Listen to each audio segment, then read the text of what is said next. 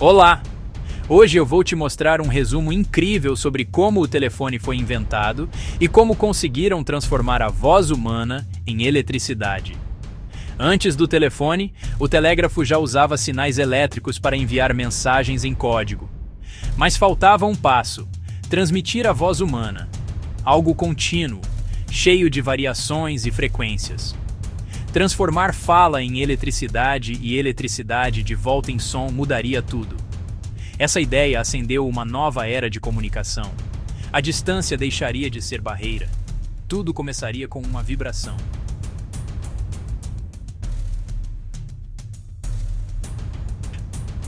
Nesta jornada, veremos a ciência por trás do telefone e os inventores que tornaram a voz elétrica possível. Vamos entender como a voz vira corrente elétrica e volta a ser som. O som é uma vibração mecânica que se propaga pelo ar. Quando algo vibra, cria regiões de compressão e rarefação que nossos ouvidos interpretam como tom e volume. A frequência determina o quão agudo é o som. A amplitude, o quão alto ele é.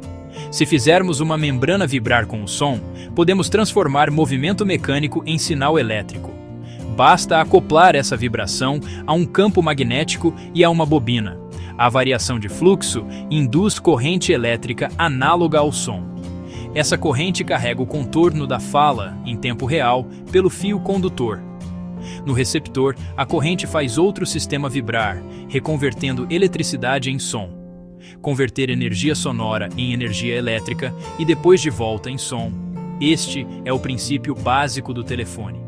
A linha telefônica conecta emissor e receptor, preservando as variações da corrente ao longo do trajeto.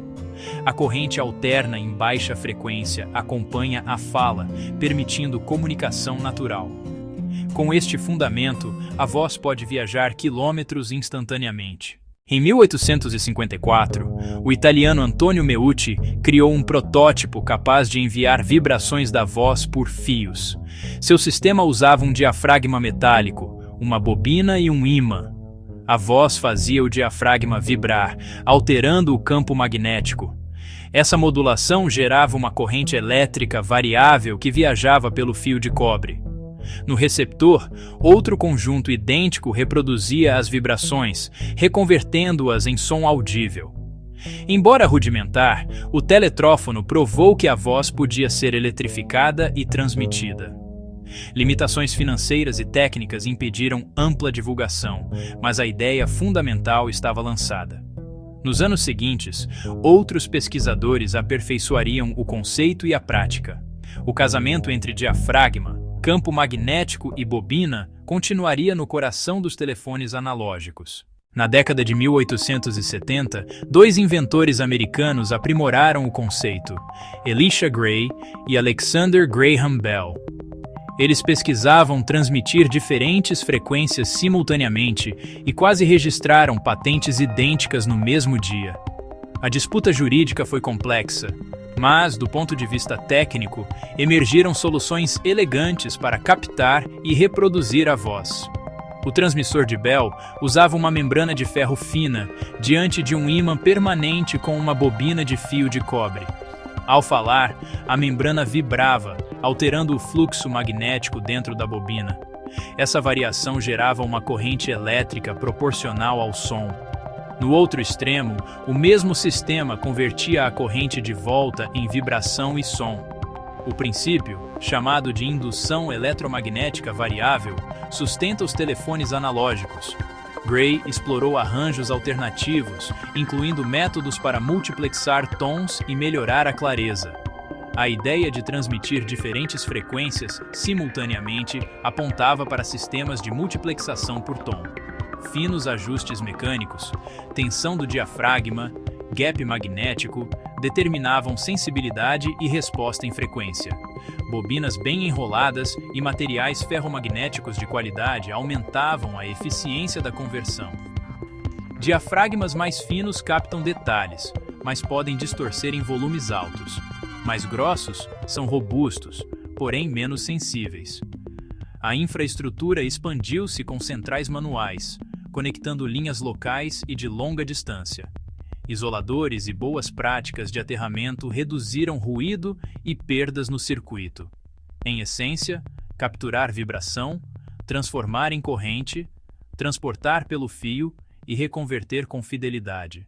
Em 10 de março de 1876, no laboratório de Bell, o experimento finalmente funcionou. Ele disse: "Sr. Watson, venha aqui, quero vê-lo." A voz foi transmitida com clareza por um fio, a primeira ligação telefônica da história. O som, agora elétrico e de volta a som, provou o conceito diante de todos. A partir dali, o mundo ficaria conectado de uma forma inédita. Um simples fio, uma ideia poderosa, e a voz atravessou a distância. O sistema básico do telefone é composto por 4 partes principais. 1. Transmissor ou microfone. Converte a voz em corrente elétrica variável. 2. Receptor ou alto-falante. Transforma a corrente novamente em som. 3. Fonte de energia. Mantém a corrente fluindo no circuito. 4. A linha telefônica, o fio que conecta os dois aparelhos. Ao tirar o fone do gancho, o circuito se fecha e a corrente de repouso circula, pronta para modular com a voz.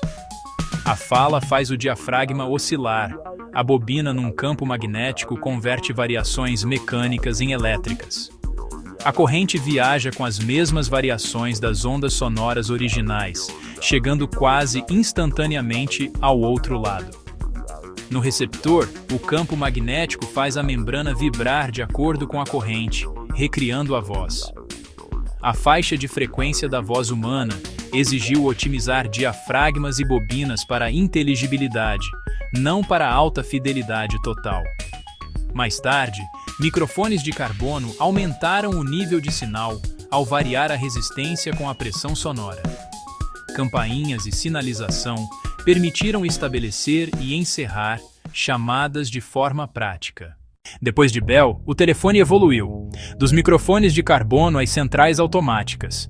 Comutadores automáticos conectaram milhões de assinantes com rapidez e confiabilidade. Veio a telefonia digital e depois a móvel, mas o princípio permanece: som em eletricidade e de volta em som. Do teletrófono aos celulares, a base física inaugurada por Meucci e aperfeiçoada por Bell ainda sustenta a comunicação moderna. Conectar pessoas transformou sociedades, ciência e economia. Uma verdadeira revolução elétrica. Se gostou, inscreva-se e compartilhe. Até o próximo vídeo.